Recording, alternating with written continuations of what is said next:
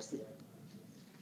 Kemudian sebenarnya disrupsi ini tuh udah dari lama sebenarnya udah ada. Disrupsi ini udah dari tahun 1997 populer ya, tapi sebenarnya dari puluhan tahun lalu itu udah ada. Populer tahun yang lalu ya? Ya, dari puluhan tahun yang lalu ada, tapi populernya itu tahun 1997, yaitu dikenalkan oleh Profesor Clayton dari Harvard Business School yang mengeluarkan buku tentang inovator dilema. Di sini beliau mengatakan kalau dilemakan segala sesuatu yang lazy atau yang malas itu dan tidak memperbaiki diri itu dia akan mati. Ini disebut juga inovator dilema karena kalau misalkan teman-teman tidak berinovasi, tidak merubahkan dirinya jadi sesuatu yang baru dan memenuhi permintaan publik, permintaan konsumen, itu otomatis dia akan terdistract atau mati gitu, akan hilang. Kemudian dari sini juga kita bisa melihat karakteristik disrupsi. Ada 9 karakteristik disrupsi yang saya dan tim kumpulkan. Itu bisa disimpulkan ada 9 yang utama, yaitu 1, menimbulkan perubahan yang sangat mendasar atau sangat signifikan pada model bisnis. Model bisnisnya berubah jauh. Dari prosesnya, produknya, distribusinya, semuanya itu berubah model bisnisnya. Kemudian yang kedua itu memunculkan penjualan produk atau jasa yang serupa dengan kualitas yang lebih rendah atau low end dengan harga yang jauh lebih murah. Ini menarik konsumen untuk membeli, sehingga penguasa pasar sebelumnya itu bisa terdistract karena ada pasar baru yang datang dengan menawarkan harga yang jauh lebih murah. Sehingga konsumen pasti mau nggak mau pasti lebih milih yang lebih murah kan daripada yang lebih mahal gitu kan. Yang ketiga itu menciptakan sebuah pasar yang baru atau mendatangkan gelombang konsumen yang baru. Nah, dengan produk atau jasa yang lebih rendah harganya, lebih murah, otomatis pasti akan mendatangkan konsumen yang baru kan. Akan mendatangkan konsumen yang baru, terus pasar yang baru juga akan terbentuk. Yang keempat itu memunculkan market leader atau institusional yang baru yang merubah cara bermain di pasar, cara bermain pasar di industri. Kemudian yang kelima itu menghilangkan pasar untuk produk menghilangkan pasar yang lama untuk menghilangkan pasar untuk produk yang lama. Jadi ya pasar yang lama itu jadi hilang karena dibentuk dengan pasar yang baru. Kemudian menurunkan secara drastis atas market size atau pasar yang lama. Jadi market size-nya asalnya besar, jadi kecil, tapi dia bisa efisien. Itu biasanya disrupsi itu seperti itu. Kemudian yang ketujuh itu memberikan suatu manfaat baru atau new experience. Pernah nggak sih kita ngebayangin kalau kita bakal pesen ojek pakai aplikasi? Itu kan nggak pernah kita bayangkan kan. Tapi itu jadi manfaat baru buat kita dan jadi pengalaman baru buat kita juga gitu kan. Yang nggak pernah kita bayangin sebelumnya gitu. Atau kita pesen makan itu dengan aplikasi aja gitu. Itu nggak pernah kita bayangin. Kemudian yang ke-8 itu memunculkan selera atau karakteristik demand yang baru. Jadi selera konsumen berubah nih. Dulu dia harus datang ke tokonya, saya suka ya ini, sekarang dia cuma scroll online aja. Saya suka ini nih, saya nggak suka ini nih, udah langsung nemu. Besoknya baru datang lah ya. Besoknya langsung datang cepet gitu kan, nggak mesti langsung ke tokonya. Kemudian memunculkan fenomena atau kesuksesan pada perusahaan lain di pasar yang tidak diperhitungkan sebelumnya. Jadi ini memang fenomena yang baru. Nah, nggak lepas dari disrupsi itu, nggak akan lepas dari teknologi sebenarnya. Tapi nggak hanya teknologi sebenarnya, ada politik, ada ekonomi, ada sosial, ada lingkungan. Salah satunya itu COVID. COVID ini menyebabkan kita yang masih mungkin beberapa orang masih beradaptasi dengan teknologi, tapi terdistract juga karena adanya COVID ini. Jadi istilahnya sekarang double disruption. Jadi udah di-disrupt sama teknologi, karena ada COVID ini kita terdistraksi lagi. Baik. Oke. Jadi luar biasa sekali tadi presentasinya dari Akademi, dan kita pun sekarang juga efek disrupsi kan ini. Iya. Dari acara yang harus biasanya pertemuan di tempat secara terbuka tatap muka, sekarang bisa dilakukan secara online. Dan teman-teman, saya ingatkan kembali yang belum tanya, silahkan teman-teman buka di slido.com dan masukkan hashtag P866. Dan jangan lupa untuk like pertanyaan-pertanyaan yang itu menurut teman-teman harus dijawab oleh Kak Demi, dan itu berhak untuk mendapatkan hadiah. Benar banget. Itu Kak Demi. Sampai mana tadi? Kita lanjut lagi ya. Oke, lanjut aja. Sebelum kita jawab pertanyaan, boleh terserah nih Masnya udah pegel. Iya, pegel juga dulu.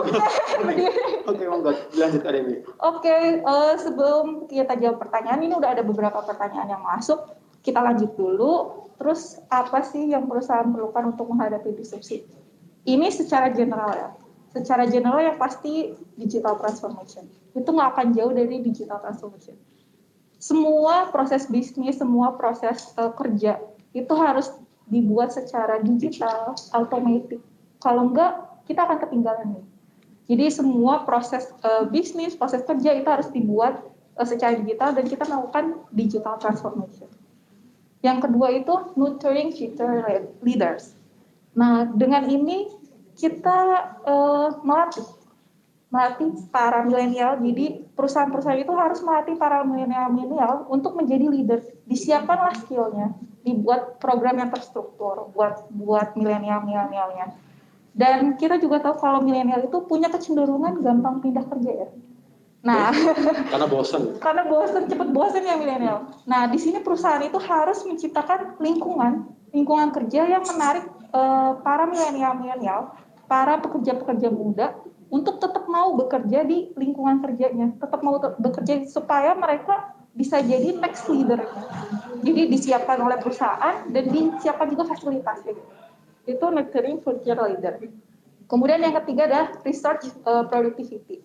Apa yang udah dipunya itu kita efektifkan, kita efisienkan, bisa kita inovasikan, atau kita juga bisa pikir untuk nge-recycle supaya efisien, inovasi juga macam-macam deh, banyak. Pokoknya resort yang ada kita kembangkan, kita efisienkan, kita efektifkan. Kemudian yaitu multi-sektor partnership. Ini sesuai dengan core akhlak kita, kolaboratif. Ya, ini sini kita harus kerjasama antar, apalagi BUMN kan banyak sektornya. Nah, ini kita harus kerjasama antar sektor di BUMN. Apa yang BUMN perlu, itu kita nggak perlu harus punya loh. Misalnya kita perlu tenaga listrik, ya udah kita nggak mesti harus cari source lain gitu, ya udah kepengen aja. Kita multi sektor partnership lah, jadi perlu apa ke sektor apa, kita cari partnernya, jangan kita berusaha untuk membuatnya, tapi kita coba cari partnernya. Ini adalah cara yang digunakan untuk perusahaan yang udah incumbent atau udah bertahan lama. Kemudian yang terakhir adalah stakeholder collaboration. Jadi semua stakeholder harus berkolaborasi, dari pemerintah, dari publik, dari organisasi, media. Ini semuanya harus berkolaborasi. Ini yang diperlukan untuk menghadapi disrupsi ini secara general. Tapi kalau secara strategi dalam perusahaan menghadapi disrupsi, ini saya dapat dari Accenture Research tahun 2018. Jadi disrupsi itu dibagi berdasarkan disrupsi yang akan terjadi saat ini atau perkiraan disrupsi yang akan terjadi di saat nanti masih lama. Ini kemudian dibagi matriksnya, ada 4 matriks. Dan itu di sisi sebelah kiri kalau teman-teman lihat itu ada sektor-sektor usahanya. Ada sektor-sektor usahanya, ada salah satunya misalnya viability. Viability itu artinya peluang untuk terjadinya disrupsi di saat ini tinggi, tapi peluang untuk terjadinya disrupsi di masa depan itu rendah. Nah itu tuh ada sektor apa aja? Itu ada sektor salah satunya software dan platform. Itu menurut research dari Accenture. Tapi kalau misalnya kita kita alihkan ke sektor di BUMN, ini kurang lebih seperti ini. Jadi ini adalah sektor yang dibagi berdasarkan kategori usaha dari KBLI BPS tahun 2019. Jadi sektor usaha BUMN itu kurang lebih ada di 12 sektor ini. Nah, kemudian kita kaitkan dengan matriks yang sebelumnya. Salah satunya itu adalah sektor BUMN, industri pengolahan, dan jasa profesional, ilmiah, atau teknis. Tingkat disrupsinya itu durability, artinya current level disruption, jadi tingkat disrupsi saat ininya rendah, dan tingkat disrupsi di masa depannya juga rendah. Strategi perusahaan apa sih yang harus dilakukan? Yaitu transform the core. Dengan cara apa? Dengan cara memaintain cost leadership. Dan juga melakukan eksplorisasi untuk mencari new disruptive business. Jadi teman-teman yang ada di sektor BUMN, industri pengolahan, jasa profesional, ilmiah dan teknis ini bisa mencoba untuk kira-kira nih apa ya yang bakal terdisrupsinya di sisi apa nih gitu. Bisa harus cari ide nih, cari yang teman-teman harus pikir itu bukan apa yang terjadi, tapi apa yang akan mungkin terjadi 5 tahun ke depan, 7 tahun ke depan, 10 tahun ke depan. Prediksi ya? Iya, prediksi. Jadi teman-teman harus cenayang berprediksi di masa depan gitu. Itu kira-kira bakal terjadi apa sih gitu. Kemudian untuk sektor usaha, informasi dan komunikasi, perdagangan besar dan eceran itu tingkat disrupsinya namanya viability. Yaitu current level of disruption-nya, tingkat disrupsi saat ininya tinggi. Tapi tingkat disrupsi di saat masa depannya akan rendah. Karena contohnya informasi dan komunikasi itu saat ini kan udah terdisrupt ya. Teknologi udah gede-gedean lah gitu. Jadi current level disruption-nya udah rendah nih, tapi lagi tinggi nih. Current disruption-nya lagi tinggi, tapi di depan mungkin mereka akan berkurang karena udah terdisrupt di saat ini. Nah, caranya itu adalah grow the core. Grow the core itu adalah menawarkan produk baru di market yang existing atau melakukan ekspansi ke market baru dari produk yang sudah ada. Kemudian ada lagi jasa keuangan dan asuransi, kemudian penyedia akomodasi dan penyedia makanan dan minuman. Tingkat disrupsinya itu namanya vulnerability. Jadi saat ini dia terdisrupsinya rendah, tapi di masa depan ini diperkirakan bakal terdisrupsi. Yang mungkin sekarang itu udah dirasakan, sebenarnya sekarang udah dirasakan ya, jasa keuangan. Jasa keuangan dan asuransi itu sebenarnya udah dirasakan. Itu sama, perusahaannya sudah besar, incumbent, jadi perusahaannya sudah besar, udah mapan, terus udah punya benefit juga di pasar gitu kan, di market, pesaing, tapi adanya pesaing baru, nah disitulah saatnya dia scale up new opportunity. Jadi mereka akan bertahan kalau misalnya mereka berinovasi dan nggak kalah dengan produk-produk lain dari industri baru, dari perusahaan baru yang datang untuk mencoba cara baru gitu. Jadi teman-teman di sektor BUMN jasa keuangan asuransi ini harus jangan mau kalah untuk ngeluarin produk-produk juga yang udah keluar, itu nggak apa-apa, berinovasi terus gitu. Terus yang terakhir itu adalah volatility. Ini yang sekarang rendah dan di masa depan sekarang tinggi dan di masa depan juga bakal tinggi. Jadi jaraknya bakal panjang nih. Salah satunya pertambangan dan penggalian, terus ada pertanian, kehutanan, perikanan, pengadaan listrik, gas, uap dan udara, pengadaan air, terus ada transportasi, pergudangan, konstruksi dari estate. Itu current level of disruption-nya sekarang tinggi. Dan di masa depan juga bakal tinggi. Itu prediksinya. Contohnya ini transportasi ya, kita udah berasa banget nih transportasi. Udah current disruption-nya rendah sekarang, nanti di masa depan juga mungkin akan terdisrupsi juga. Caranya itu adalah pivot wisely, yaitu melakukan cara lain dengan bijaksana, tapi tetap mempertahankan core bisnisnya. Jadi bisnis utamanya itu apa sih?